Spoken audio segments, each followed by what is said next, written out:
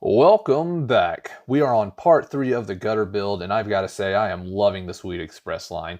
The ease of use and the time it saves, amazing. If you haven't seen the first 2 parts of the build, be sure to go check them out. I explain everything about this project and why I've done it the way I have. But for this one, we're starting with a couple of protective walls. We are on the back side of the base, which isn't really an issue from an attack standpoint, but they do sometimes sneak along the deck wall and get back there.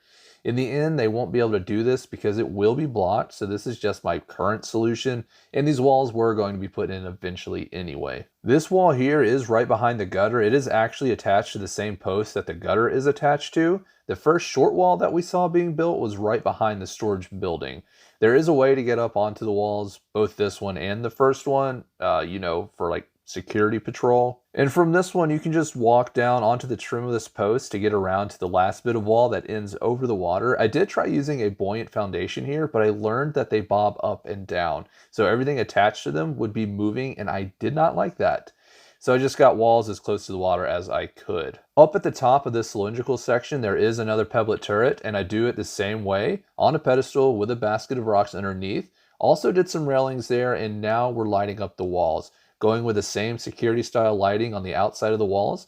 The lights over the gates were really difficult to do. I really should have just built them, then relocated them to the correct spots. Moving on to the bridge, this section of water just really looked like it needed a bridge. I ran wooden half walls down the middle of the bridge, the underside, and I really like how it looks. Like, it looks sturdy and it still leaves plenty of clearance to swim under it. And before we get to the next build, you know what we have to do. That's right, get raided again. Their path is too easy to track now because they've just been coming at me every 5 days or so. Now we're getting into some buildings. I do 4 of these in this video. They're all different and they're all empty. I only do the shells of them for now, and I'm laying them out to kind of frame up the bridge I just built. You'll see what I mean in a bit. The first building, I do already have plans of what is going to be inside. It's going to be a shop. It's the only one of the 4 that I have actual plans with.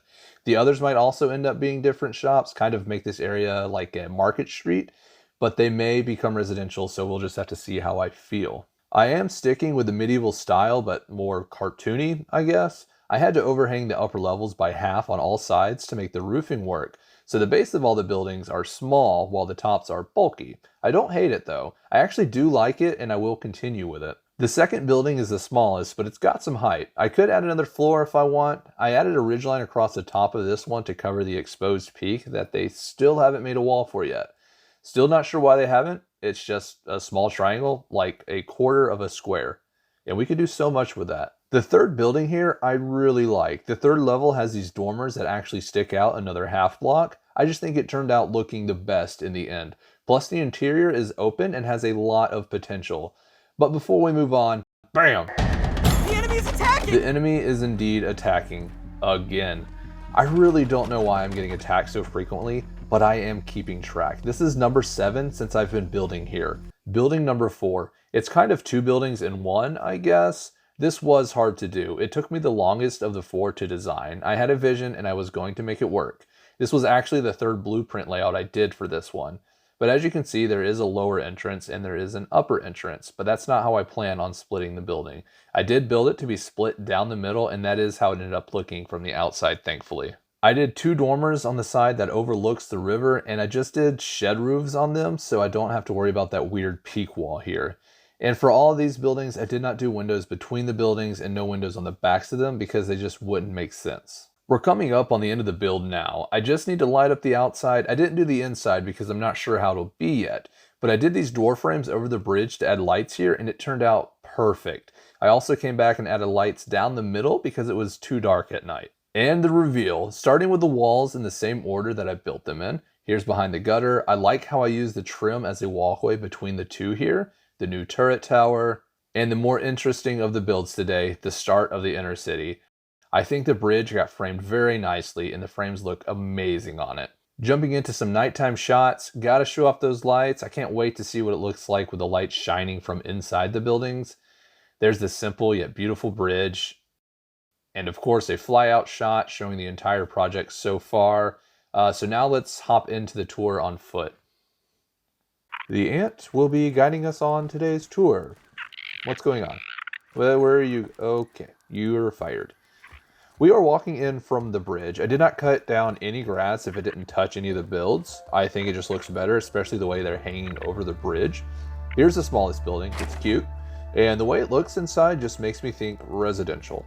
Here's the one with 2 combined, wide open inside, just waiting for walls. This one can go either way, but I feel residential just makes sense here too. Excuse me, sir. Here's the second door. Up at the top, this one is going to be my first shop. Nice, simple, open, can't go wrong here. That one is a mystery for another day, but up here in this area is going to be a much bigger building. I think I know what I want it to be. I just really know that I want it to be a larger building there. I like how the roof levels slope with the ground, and they vary. It's a very pleasant sight to see, if I do say so myself. Let me know what building you think should be here. When you're coming down this zip line, it looks like you're going to collide with a roof there, but there is actually a lot of space. Also, I have pushed the limits of this to see what would happen. I did more than 200 weed stems down the line, and it did still work really well, but I had some go as far as the wall over there. A couple landed in the garden. Oh, I had one fly off into the water and drift downstream. I found it about a day later when I went to gather some clovers. I also managed to have some actually fly through the door. Maybe that's the real winner. I'll have to figure out how to get that one to work next. I have been working really hard to get my mushroom brick supply back up. It's going phenomenally. And I still haven't gone through all of the mushroom chunks I gathered back in the first video. I mean, look at this. Only 12 short of a full chest now. Plenty of mushroom paste and almost 4 stacks of chunks still. But I am having a blast with this project. I feel like every little thing I'm doing is making the grind a little bit easier. Still have lots of plans, plus it's a great way to kill time while waiting for the full release. I hope you have been enjoying the progress so far, and if you're just joining, please go back and watch the first 2 parts. It's worth it. Don't forget to let me know what you think should go here, or any other ideas you'd like to see added, maybe what I should do with these buildings, or maybe why that ant is always stuck there now. Probably a spy.